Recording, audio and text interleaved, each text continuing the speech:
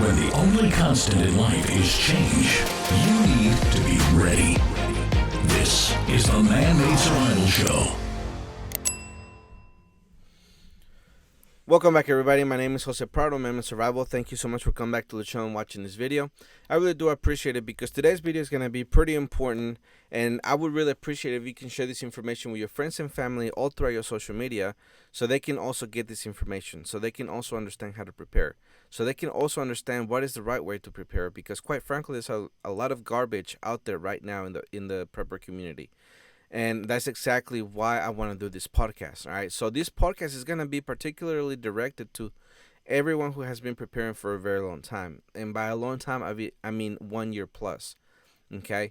Because by now, if you have been preparing for over a year, you already have your favorite book, your favorite author, your favorite podcast, your favorite news source, your favorite survival blog, and everything else. So you already know, right, where you're going to go to get information on the current events. And hopefully you add this one to the list.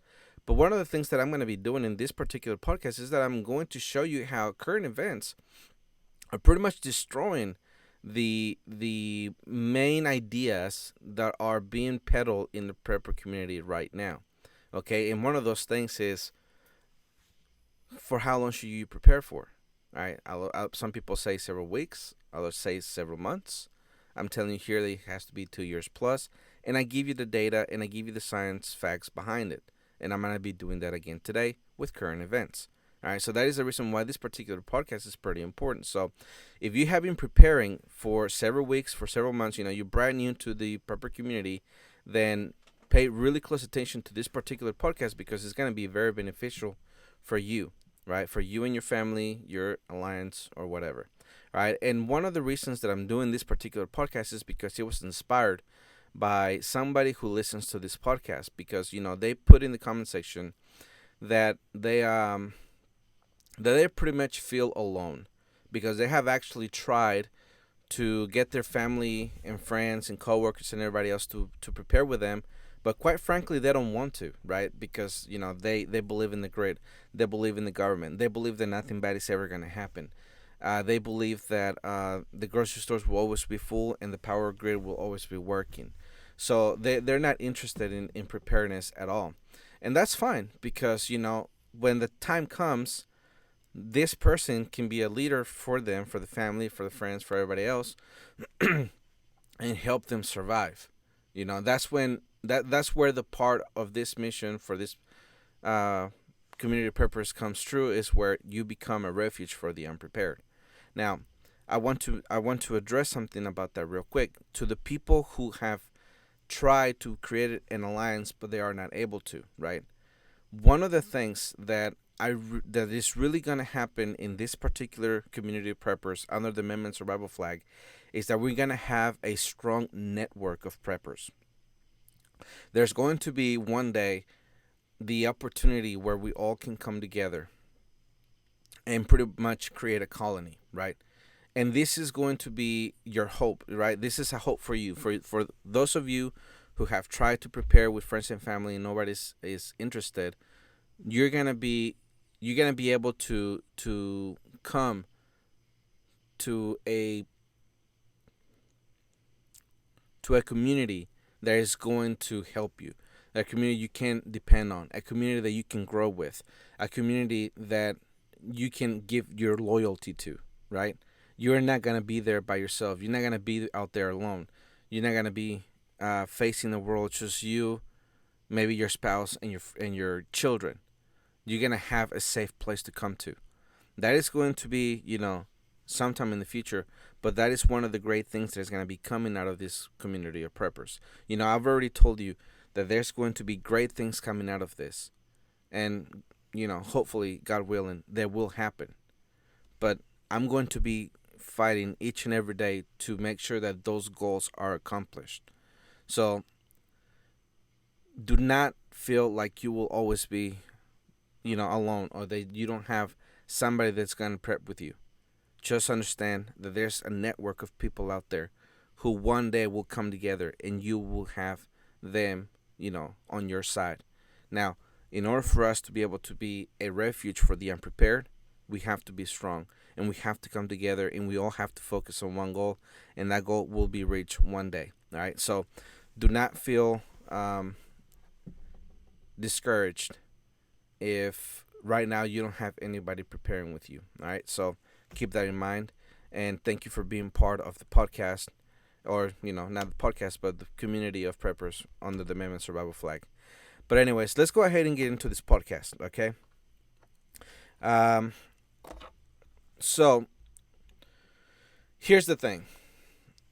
Most of the things that I talk about in the podcast is, current events that has to do with food, that has to do with water, that has to do with, war or the economy, or, things like that, because those are the greater things that happen that will pretty much have an impact, not just locally, in one town or in one state, but those are things that are going to affect the entire United States, that in some cases are going to affect the entire world.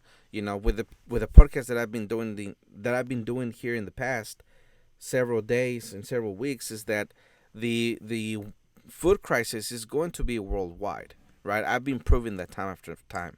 The economy is going to be a crisis that is going to affect everyone worldwide. But now I'm going to be talking about natural disasters. And the reason that I want to talk about natural disasters is because one of the things that is being talked about in the prepper community for a very long time, right? Because I've been in the prepper community for at least 7 to 8 years. So one of the things that I always learn before I had the podcast, before I had my own company, before I tried to get these community preppers started and everything else, I was following those ideas. I was following those thoughts that other people had. And one of the things that you always seen in the mainstream media, that you always saw, in independent blogs and stuff like that, or in Reddit, places like that, is that it really was up to you how much you wanted to store on your food, how much water, how much everything, right? Because, the one thing that they always said is that you needed 1 gallon per person per day in your preparedness. But they never told you how long. They would say 3 weeks, 3 months, whatever, depending on who you listen to. Then the same thing with food. And the thing with food is that they always told you to count calories, right? That the storable foods that you get, or the canned food that you get, that you have to count calories and you have to meet certain criteria. But one of the things that I'm telling you here is that you don't have to count calories if you're doing everything correctly, right? You got to take the proper steps so you're not just scraping by. Because one of the things that is pretty much overpowering the prepper community right now is that people are just scraping by.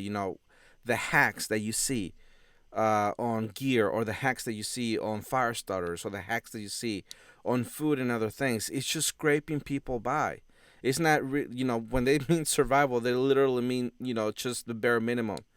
What I'm bringing you here, my ideas here, what I'm presenting to you, which is proven to be true, is that right now you live in a country where you can take the proper steps to ensure that you're not counting calories, but you actually have a proper meal, right? That you have everything in place for you and your family to have a happy life without thinking where your next meal is going to come from. But here's the thing. Things happen. Nature happens. Floods happen. Earthquakes happen. Volcanic activity happens, which all those things can really destroy, right, your garden, your animals, your house. A flash flood can wash your house away. Those things can happen. Now, have you thought about this? Have you thought about what are you going to do, or how long is it going to take you for you to be able to replenish those things, right? Because in China, they have had floods, but that didn't mean that the entire country fell apart. The system is still in place. The government is still functioning. It's just people lost their pretty much their farms. Other places like Ecuador with volcanic activity, right? They had to evacuate for several weeks. When the time they came back, everything was in ashes, right? Some animals died. The crops that they were growing in that area where the volcanic activity happened died, but that didn't mean that the entire country perished. All right, so that is one of the reasons why I don't talk about natural disasters too often. But here's the thing: how long will the cleanup take? How long will it take you to get animals again? How long will it take you to start your farm again? How long? Right? And that is the reason why you need to have a certain amount of food, storable food, at home at all times. All right. So that's what we're going to get into today. All right. So the first article that I have for you comes from the mostimportantnews.com. And the article's title is Paying Attention Yet? Here are 10 plagues that our world has had to deal with so far this summer. And what they do in this article is that they talk about, each point, and then they give a paragraph. I'm not going to do that. I'm just going to describe each one very briefly on how it has happened around the world, all right, or the reasons why behind it. So the first one is the historic flood in Western Europe. And of course, the flooding in Germany and other places has been devastating. And as you see on the screen is a video on how terrible the streets look. Just, then this is where you have to wonder, how long is it going to take for the government to clean this up? For the people in those towns to clean this up? For all the sinkholes that came up to be patched up and the roads being fixed? Because guess what? Whatever those people had at home when this happened, that's how much food they're going to have. Because the grocery stores more than likely did run out of food. They ran out of water. And the reason we can confidently say that is because of what happened in Texas, right? And by the time that the government cleans the streets, they repave the roads and everything else, that's how long it's going to take for groceries to reach the grocery store again, all right? So whatever you have at home is how long you're going to have to survive with, right? Or you're going to have to get by with. And if you do it properly, you don't have to just scrape by. The second one is once in a 1,000-year flooding in China. And we're going to get into this one more into detail after I read, all 10 points. But, which this is the focus of the entire podcast. But, the flooding in China was pretty terrible. Number 3, countless numbers of birds are dropping dead, and that's due to drought and starvation. Number 4, 1 billion dead sea creatures. That's mainly mussel shells died due to high temperatures and low tide. And when I first saw that title, that 1 billion dead sea creatures died, I was like, there's no way. I thought it was like whales and fish and dolphins and stuff like that. But no, they just mean like the mussel shells. That is devastating, and it's a big environmental impact, but it's not as serious as it sounds. Yes, all those mussel shells are dead and everything else, but hopefully the population will come back pretty fast, and whatever happened in Canada will be replaced. Number 5 is mega drought, and that's from the west and how everything is being affected. Number 6, a plague of grasshoppers. Good thing that they have not really spread that much, but they did do some damage to some crops. Number 7 is crop losses. Number 8, gigantic wildfires. And I want to say this about the wildfires. I have read many articles where families who were able to escape the flames said that they went to bed, and in the middle of the night they were woken up and they had to suddenly flee the house and get to safety, because next thing they knew is that they were surrounded by the flames. I want to say, if you're close to any of these wildfire areas, make sure you understand, look at resources on the internet, television, other places to see the path of the fire. And if it's in your path and it's going to get to you within, let's say, 10, 12 hours, 24 hours, just go ahead and get out of the area so you don't have to flee with everybody else.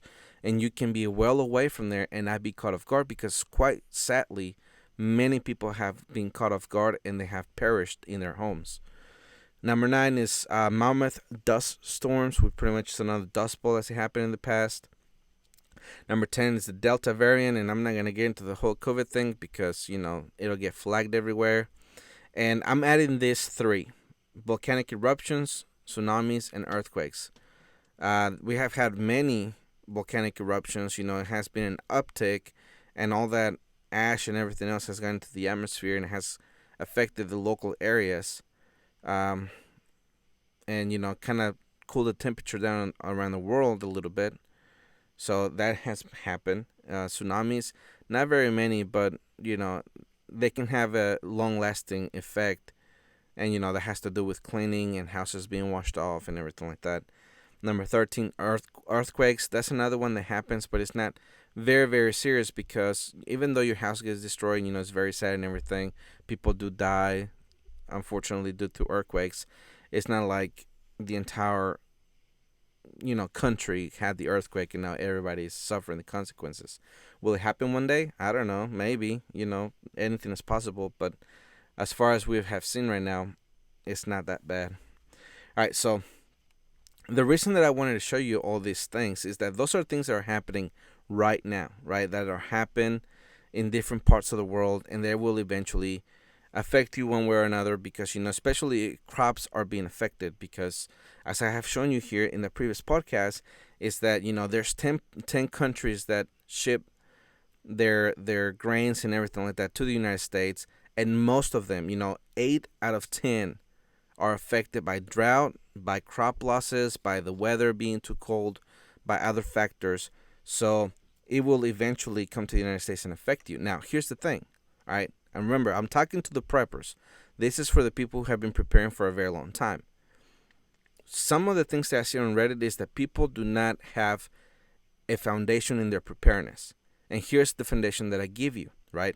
The first thing that you really have to take care of, right? The very first steps are that you have to take care of the grid or, the supply chain. Because there's 4 things, right? 4 sectors of the supply chain that if one of them gets taken away, your standard of living decreases greatly. And it's food, water, medicine, and energy, right? Those 4 should be your first focus. If you live in an apartment, if you're new to preparedness, if, whatever other reason. After you have taken care of those 4 things, then that's when you really have to think about moving out of the city, moving out of the suburbs, and going into the rural areas, right? I'm a big believer that you're where you live, right? If you're the prepper in the family, that you should be everybody else's bug out location because, they may not want to prepare. They may not have the financial ability to do it. They may not be as invested as you are in preparedness. But once something happens, everybody will come looking for you.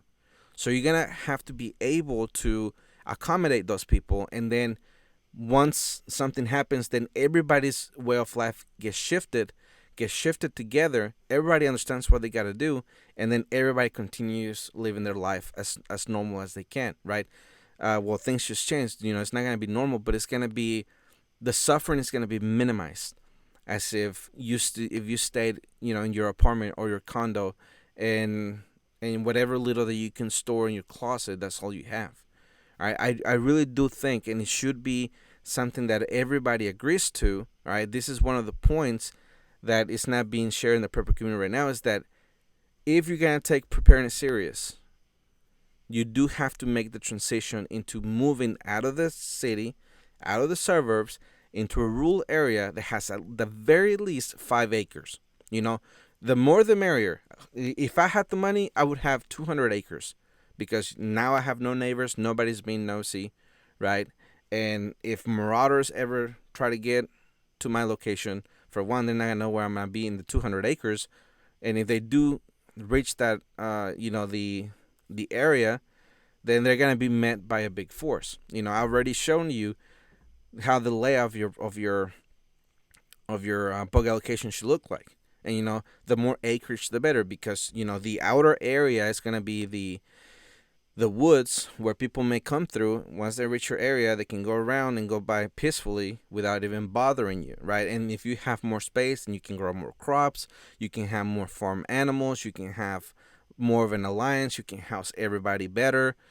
Children, they're going to continue to try to live their life. They're still going to want to play. They're going to want to go outside. They're going to want to be in the woods and just be children, and the more space you have is going to be better.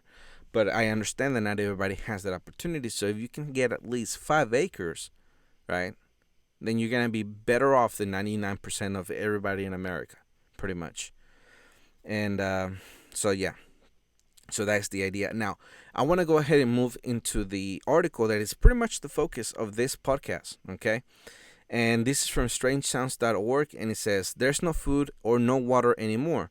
Over 1 million animals killed amid China's flooding emergency. fears of African swine fever outbreak. As of 26 July, heavy rains and floods in Henan province, China, had affected 12.9 million people in 150 counties, cities, districts, and 1,558 towns. As many as 24,474 houses have been severely damaged or destroyed, and more than 1.31 million people have been evacuated to safer areas. A total of 69 people have lost their lives and 5 are still missing. All right, I want to pull back from there just a second. All right, things can be so bad as this that many towns and counties and everything else. That's how big an area, something can affect. A natural disaster like a flood.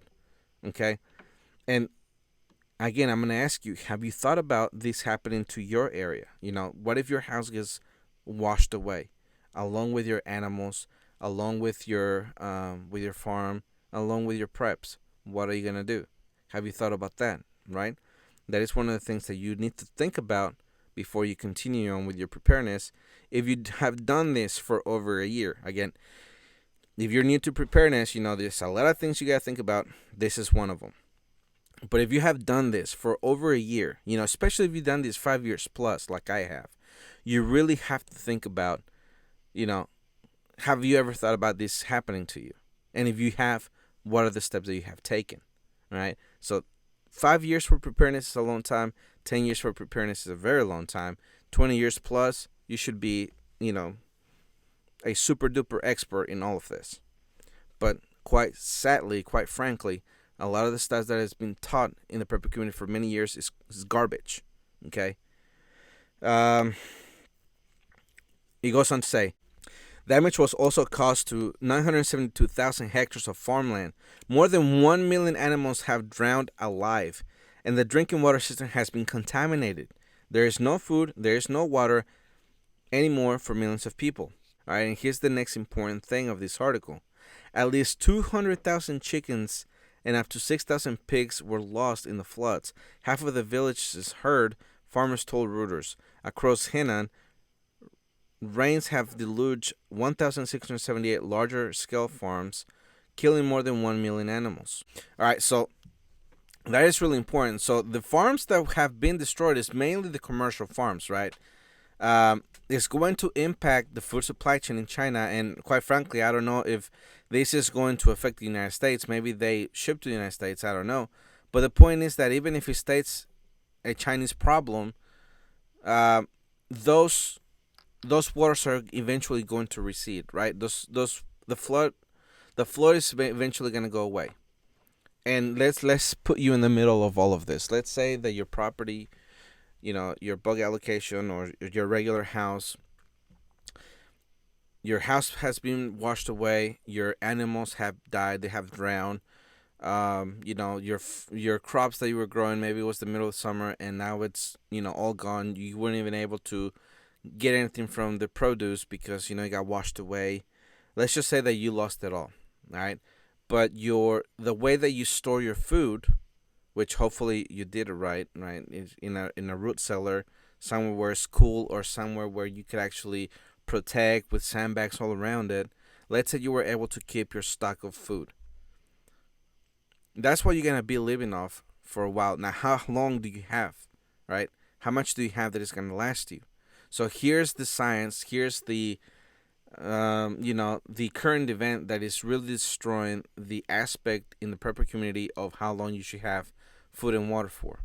Okay, so right now, one of the things being discussed in the prepper community is that you should have food for 3 to 6 months, right? I tell you that you should have at least 2 years. And as I told you many times, it's because it takes a long time for you to grow your crops. You may have crop failure. Maybe they're growing, and then boom, a flood comes through and washes it all away, and now you have crop failure. Now you can fall back into your storable food, right? And then let's say you decide to get your chickens back, your pigs back, and everything else. How long will it take for you to grow them to the size that they can reproduce, and how long will it take for them to grow to the size where you can actually butcher them and feed your family or your alliance. All right. Even though this would be something that would devastate your entire area and pretty much would wash most of your preps away, you still have the opportunity to rebuild, because even though as tragic as this was, it doesn't mean that the entire Chinese government stopped working, right? If this was to happen in the United States, it wouldn't mean that the entire U.S. government or the entire infrastructure was destroyed, right? The government will come in, private companies will come in, everybody will rebuild, things will go back to normal until it happens again, right? This is why I tell you that you should prepare for the bigger events, because once you prepare for the bigger events, the smaller ones will take care of themselves. Because let's say now that we see this flood, right? Now you're thinking about it, you already have your 14 categories taken care of. You're gonna add flooding to your list of things that you're gonna prepare for, and then you're going to really have the enough sand, or you're gonna have enough infrastructure in place to be able to withstand a flood coming through your area, especially if you're in a flooding area, right? That's why you have to know where your bug allocation is going to be, and you have to make sure that you get rid of all those potential threats. But let's just say that you were flooded. How long will it take you to grow your animals again, or farming them again? All right, so I have a list of the animals who are more than likely being grown or farmed or whatever by the average prepper, right? Especially if you're very serious about your preparedness. Now, the first one is pigs, and the reason I went with pigs first is because, those are the ones that died. So I was curious on how long it would take for those farmers to, bite piglets again, and how long it would take them to feed them and get them, fat again to where they can be sold off. So what is the reproduction rate for pigs? A female can have her first litter at 7 months old, and she can have around 12 to a litter. 50% of those would normally be female, and those hogs can have up to 3 litters a year. Okay, so here's the good thing about those pigs is that, for one, they reproduce really well, right? You can have up to 12 3 times a year. So if you're put in a situation where when you have to go get another piglet, from another farm in another province that was not flooded, you bring several back into your home. Hopefully the infrastructure was not washed away, like chicken coops and buildings and stuff like that.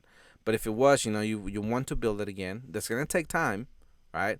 All of this is focused on how long it's gonna take you to reestablish everything again, and however much you stored with food and water is how well you're gonna be able to withstand all of that. So it's gonna take you time. Let's say you have to raise the money to rebuild the chicken coop or the pens for the pigs and everything like that. So you have 7 months for the pigs to reproduce, right? Let's say you get them small, you have 7 months to make them reproduce, to where you're gonna need the pens back again and everything else. You have to think about where you're gonna feed them and stuff like that. Then the next thing is, how long does it take for a pig to grow to get to the meat, to be processed for meat? Or how long does it take for a pig to grow for meat? Most pig farms buy weaners, piglets about 2 or 3 months old, that are no longer reliant on their mother's milk. Then they raise the pigs to slaughter weight, typically about 250 pounds, which on factory-style farms is attained by the time they're 6 months old. All right, so that means that you would be without, pig meat or without pork for at least 6 months, because you got to find them up. You got to think, you got to feed them again and everything. So if you're relying on your pig, that's your main source of meat, then it's going to take you up to 6 months before you can even eat that animal. So guess what? The store food that you have is going to have to be at the very, very least 2 years, because 6 months are going to go by very fast, right? Because you cannot reproduce yourself again. And of course, you can go to the grocery stores, but the point is that you're being self-reliant, right? We're talking about at a point where you're taking prepping serious, because, you have done this for over a year and you want to be as self-reliant as you can. So if you're going to be growing your own food again, which includes the crops and the animals, you're going to have at the very least 2 years stored up, because 6 months of that is going to be gone just growing pigs again. And then you gotta think about your crops, right? If it's the middle of summer, maybe you have one chance at growing things, and maybe use that for the winter. But the point is that that could also fail. So that's gonna give you another year before, or 8 months before you're able to put food on the ground again, so it can reproduce. All right, so the next thing is chickens. Chickens, how long does it take for a chicken to hatch eggs? It takes 21 days on average for an egg to hatch once incubation begins. So if you have chickens, and they start laying eggs to where they will reproduce themselves, it will take 21 days, a whole month of them sitting down and not giving you extra eggs, right, for them to produce more chicks. And you have to think, you need more than one, of course, but the point is that once that bird starts incubating, it's out of the game. How long does it take for a chicken to grow to meat size? It takes about 8 to 12 weeks to raise a meat chicken to maturity, while it takes about 6 months to raise a laying chicken to maturity. When they start laying eggs, 8 to 12 weeks old mature meat chickens will have the freshest tasting meat, tender and juicy. All right, so it takes about 6 months for them to start laying eggs. So again, if let's say you get a younger one, you go to Tractor Supply and you get baby chicks, you're gonna have to wait 6 months for the chicken to get old enough to start laying eggs, right? Where you can actually eat from that. And then it's gonna have to be a little older to where you have a rooster and it's fertilizing the eggs, and it's gonna take a whole month to create more chicks. That way you can have meat from that. All right. Hopefully I'm making my point. I'm putting my point across. All right. The next one is rabbits. What is the reproduction rate for rabbits? Rabbits also have a short gestation period between 25 and 28 days, which means that they can have several litters of babies each year. The average litter size for rabbits is 5, though mothers may give birth to as few as 1 and as many as 12. So that is the reason why rabbits has always been, a prepper favorite, because they reproduce very, very easily. They produce many in one litter. All right, so rabbit, it's the way to go, right? It's going to be the one that takes the least amount of times. But how long does it take for a rabbit to grow up for meat? Although companion rabbits are capable of living 10 to 15 years, the vast majority of meat rabbits are killed at 3 months of age, referred to as friars. These baby rabbits weigh only 1.5 to 3.5 pounds. A small percentage are slaughtered at 8 months old, or 4 pounds. They are known in the industry as roasters. All right, so here's the thing that I want to point out about the rabbits. You're starting from scratch, and you're depending on whatever you have in your pantry that you actually stocked up and actually survived the flood. That's why you want to have everything stored up in buckets and be watertight and airtight and everything like that. But anyways, the point is that if you want the rabbits to be a little bigger so you have more meat on them, you're gonna have to wait like 8 months, right? That is the reason why you need 2 years, because everything takes a cycle almost of a whole year. But if you fail one more time, right, then it's gonna take you another year, and that's where the backup of the backup is in the 2 years.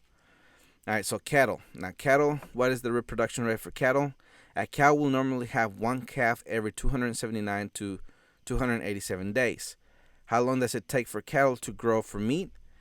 It will take over a year, 367 days, to grow a 500-pound calf to 1,000 pounds if its average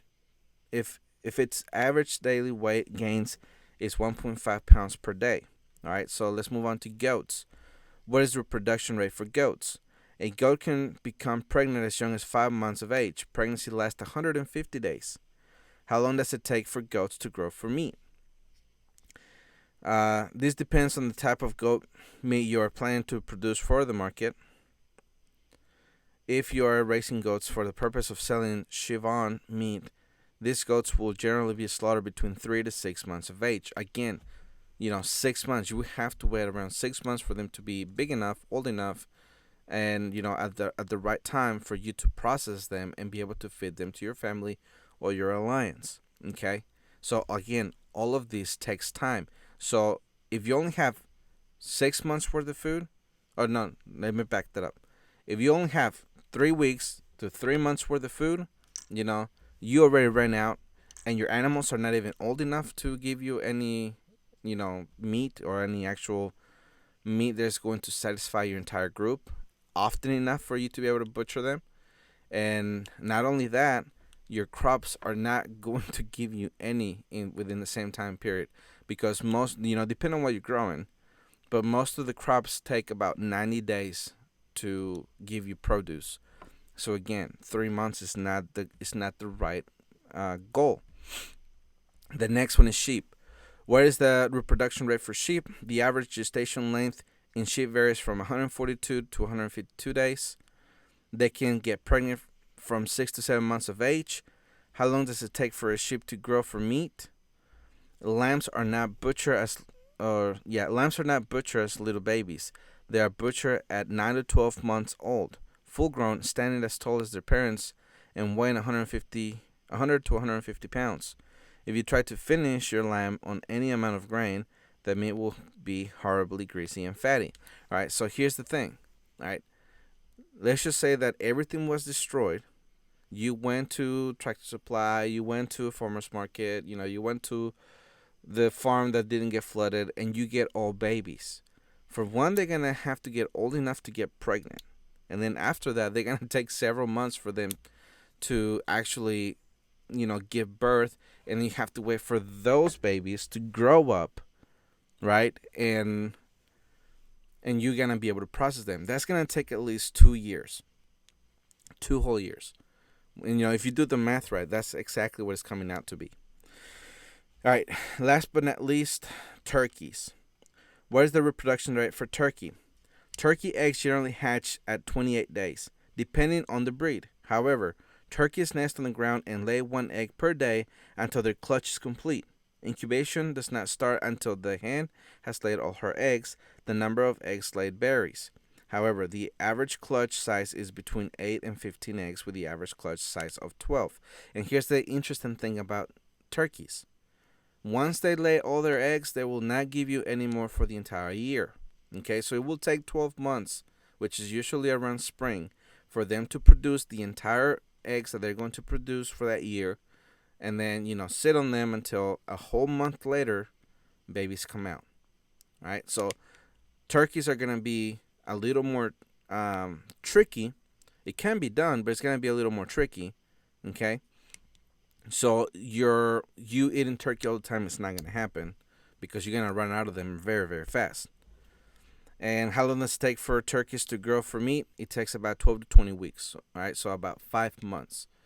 So hopefully all of this makes sense. Okay. If everything gets wiped off from your land, right? From your all your preps are gone. Your house is gone. Your barns are gone. Your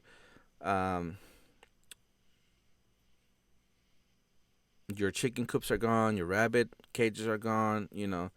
Where you keep your turkeys, where you keep your sheep, your goats, your cattle, everything. Let's say everything is gone. And somehow you were able to save all your food, right? Because all of this is focused on the time that you should have. Because flood is not the only natural disaster, right? It could be a volcanic ash. It will take about 3 years for volcanic ash to be cleared up from your land naturally. Once everybody starts the cleaning effort, then it's going to be a lot faster. But still, if your animals are left behind, they're all going to die, and you're going to have to start from scratch. And how long is it going to take for your animals to be from babies to mature enough to give you babies, and then those babies to grow enough to where you're going to have more babies, and then by that time you are able to butcher them? Probably 2 years plus. That is the reason why you want at the very least 2 years worth of food. Okay? So I hope that this podcast was beneficial to you. I hope you understand it. All right? Because if you have been in the prepper community for a very long time, all right, the thing that got destroyed right now with the events that are happening around the world is that 3 to 6 months worth of food is not enough. 1 year worth of food is not enough. It has to be 2 years plus, because you have to give yourself, 2 growing seasons where you can actually try to grow your own produce. And if you have to start from scratch with all your animals, It's gonna take like two years for you to have the cycle going again, to where you have enough to butcher and feed everybody in your lands, right? Every week, every month. All right. So hopefully this will change your way of thinking, because what I'm doing with this is that I'm changing the thinking of the prepper community who has been doing this for a long time. If you have only started doing your preparedness, now you know exactly what to think about. You know exactly where to go with this. All right, so I really do hope that you pay attention to all this, that you stayed all the way to the end, that all this information was important to you. All right, because if the floods, the volcanic activity, if the COVID lockdowns and everything else, it stresses the supply chain even more, you're going to have to step in and grow your own food. You're going to have to step in and have your own water. You're going to have to step in and be your own doctor. You're going to have to step in and take care of your own security, all right? So you have to make sure that you take care of the 14 categories, all right? Because all of those are going to be your foundation, and then you can build from there, right? You can build from there. You can go to, I want to prepare for nukes. You can go from there and say, I want to prepare for floods. You can go from there and you want to prepare for, whatever it is that you think is going to be your imminent doom. So I'm going to go ahead and leave things with that. Please subscribe to the channel. Visit the mammothsurvivalstore.com to get the free copy of the book. We do need your help with the shipping. The shipping is $9.99. The book retails for $24.99. So you are in fact getting it for free. So I would really appreciate it if you can get that book, read it, and pass it along. A second book is coming out. Just waiting on the process of it, being spell checked and grammar checked, and getting the book, getting the audio book done, and then get it printed, and all those things that have to do with the book. Actually printing out a book independently could become a pain in the butt. So just give me time on that, and it will eventually come out, and hopefully it will be very beneficial to you, especially if you just now started prepping, because I start from square one on that with the 14 categories. All right, so I'm going to go ahead and leave it at that. Thank you so much for coming to the channel. Remember, my name is Jose Prado. Remember, always ready. The Man-Made Survival Show.